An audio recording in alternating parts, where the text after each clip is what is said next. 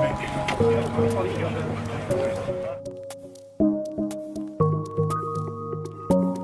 you tell us a little bit about the jacket? Why? Oh, basically this is the standard uniform for the Submariners Association. I'm from the Scottish branch and my friend Chris here is West of Scotland. We're here to commemorate the Dundee Flotilla during the Second World War. Basically there was various nationalities based here, and we had Norwegian, Dutch, French, Polish, Russian, and there is also a Marine contingent which we commemorate. This was put together in 2009, and we come here every year round about this time every year. My name is Provost Maurice Currie. I'm Provost of Argyll Butte Council, and I'm also the Armed Forces and Veterans Champion for the Council, where, of course, the HMS Naval Base Clyde is based at Faslane within my area. I'm also chairman of the cross-party group for Armed Forces and Veterans community in the Scottish Parliament, and continue to do that. And I'm also an ex-member of Her Majesty's Forces originally, and obviously now His Majesty's Forces. And also I served in the Highland regiments in the Argylls and Black Watch. So I've continued to keep my interest within the armed forces. I'm very supportive of the submarine service. It's a major service of armed forces service in our country, and His Majesty's Submarine Fleet is based at Faslane. Now this is part of our history here, which you'll find Ron will tell you more about. But basically there are a lot of people who are connected with the submarine service in Scotland, and we want to honour the service they both gave and the ultimate sacrifice they paid, and any injuries which are fomented from that. And it is part of our strategic defence force in Scotland and in the United Kingdom, which keeps us safe. This event has come to fruition really about 10 years ago, when there was a cooperation between City Council and some of the people that own the ground here. And there was different organizations involved in it at the time as well that actually do not exist anymore. I can't remember the name for it on the moment. But they decided to build this memorial here. And when that came to fruition, we had our first opening meeting here. It's about 10 years ago now, I believe. The Duke of Gloucester opened the memorial, and we've been doing this ever since, up until today again, and we have always had a very good response. As you can see, it's a very international affair. We have the stones for 2 Dutch boats, we have an English boat, we have a Polish influence, Russian, etc. So we see, for instance, the Polish consul, we have gentlemen over from Holland, we have somebody over from Norway. So it's really a very international kind of thing, which I think is nice for the city as well, to welcome these people to their wonderful city. So why is this event good for a city, and what should young people be more involved of knowing their history?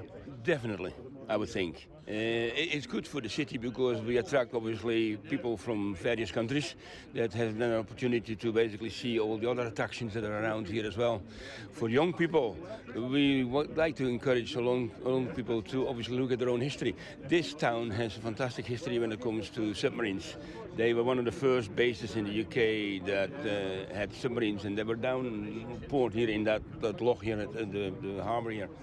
So there's a rich history, and I believe that really they should tell a little bit more about that in schools, because it's on their doorstep, and there is some fantastic stories.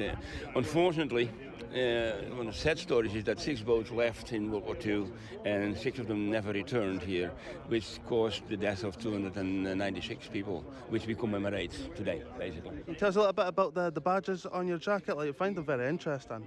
Well, for starters, this is basically, we have an organization called We Remember Submariners, and they look after people that maybe lose one of their relatives who was an ex-submariner, and they basically contact them and organize a wreath and things like that as well.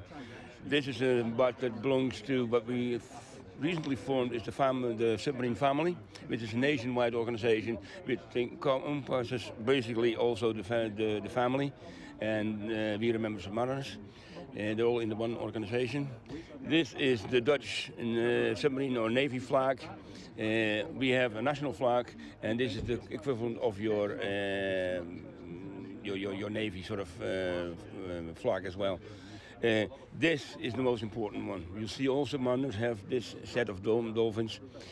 When you go aboard submarines, you have to do a lot of studying to get to know all the ins and outs from the boat. In a case of an emergency, the cook will have to be able to start the engine. We have to be able to shoot a torpedo, etc. So you go through a period of maybe 6 months to a year to learn all the systems on board the boat. And once you've qualified, you've done the exam, you are proudly represented with this set of dolphins. And that is basically telling you that you are a qualified submariner. And we're very proud of that. And every country has that kind of set of dolphins. British, all the others. You see they all wear these dolphins. Different types, but depending on the country you're from. This is a Dutch one because I'm a Dutch ex-submariner, so it's a Dutch one. Right, it's Ian Vickers. I'm president of the International Submariners Association. We're here to represent all the submariners from different countries that lost their life fighting the Axis in the Second World War. No matter what country they come from, we remember them. I notice there's many different countries that are represented here. What countries are they? The countries represented here are Poland, Norway, Netherlands, Russia, France. That's about it, and of course the British submarines as well. Have you been fighting yourself, or have you been, obviously you've been part as well of the submariner? I managed 25 years in the Navy and avoiding all wars. We got a little bit of a problem going on in Ukraine at the moment, and the Russians are not able to attend this year. Normally have a delegation from the Russian embassy. So on their behalf I have laid some carnations, which is their symbol of remembrance, at the grave of the Russian submarine. I will then post it to the submarine associations in Russia and Ukraine. Why do you think that was important things to do? The brotherhood of submariners runs deep. Doesn't matter what country you come from, I look at it as the fact that we all came back. We represent those who did not manage to get back. There's no second chances on the submarine. You either come back or you're dead.